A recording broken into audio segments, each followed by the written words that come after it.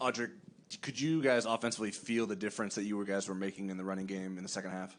Oh, yeah, I definitely feel it. I felt like that was our goal coming in the game, is to run the ball, be dominant, and we did that successfully. So doing that definitely gave us a lot of momentum and power to go to win this game. How rewarding was that?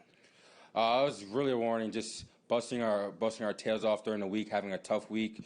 And Coach Dillon always prides us, like, if we're going to win, this is going to be on us, and we got the win. So it's definitely a satisfying feeling, but there's a lot more work to be done. And then staying in the front row, Patrick Engel on your left.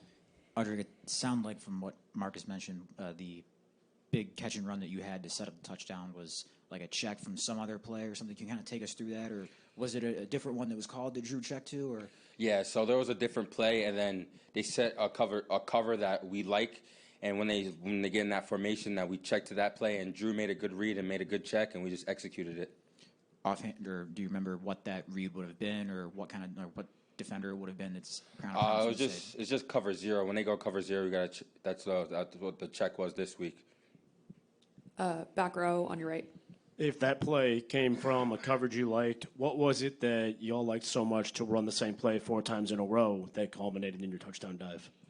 Could you repeat that, please? If you liked that play because of the coverage, earlier y'all ran the same play 4 times in a row, according to Drew, and ended up with your touchdown dive. What did you like in that moment on those 4 plays that just kept doing the same thing? You just don't stop. Just don't stop. You keep on doing. You do things that work, and that play was working, and we just had the momentum, and the O-line were just pushing guys off the line, and they're just opening up holes for me, and we just executed and finished that drive. And we did run the 4 same plays, but if it works, don't stop.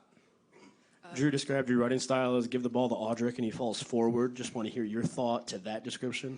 Yeah, so I just pride myself, no matter what, I'm always got to go forward, get as many yards as I can, because that's what keeps the drive going, keep the chains moving. So even when there's nothing there's a 10-man box, no matter what, I got to try to get positive yards no matter what.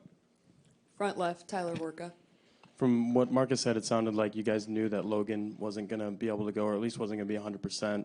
How did that kind of change your mindset, if it did at all, or how did you attack the week knowing that?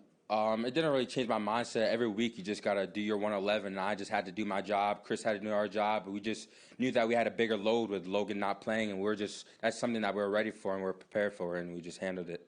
You mentioned Chris. Obviously, you guys were a pretty good 1A, 1B type of tandem. What's your relationship like with him, and did you kind of gain some chemistry with him this week, knowing that you guys were going to be in this role? Oh, yeah, for sure. Chris is my boy. We've been talking about this. Chris and Logan, we've been talking about having a breakout game for all of us together, having over 100 yards together, and just being able to do that and fulfill a goal that you set with your brothers is a surreal moment. And there's a lot more for this running back group with me, Chris, and Logan.